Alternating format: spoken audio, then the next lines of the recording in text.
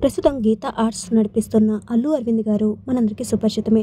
అలాగే ఆయన నలుగురు కొడుకుల్లో ఇద్దరు కొడుకులైన అల్లు అర్జున్, అల్లు శిరీష్ ఇప్పటికే హీరోస్‌గా టాలీవుడ్‌లో మంచి పేరు తెచ్చుకున్నారు.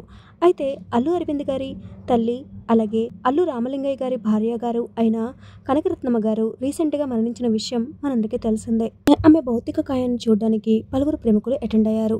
ప్రస్తుతం అల్లు అరవింద్ గారి కుటుంబం అంతా శోకసంద్రంతో నిండిపోయిందనే చెప్పాలి. అయితే ఈ సెప్టెంబర్ 8న ఆమెకు పెద్ద కర్మను నిర్వహించినట్టుగా తెలుస్తోంది. కనకరత్నమ్మ గారికి ఆత్మశాంతి చేకూరాలని ప్రతి ఒక్కరూ కోరుకుంటూ ఈ పెద్ద కర్మకు అటెండ్ అయినట్టుగా తెలుస్తుంది.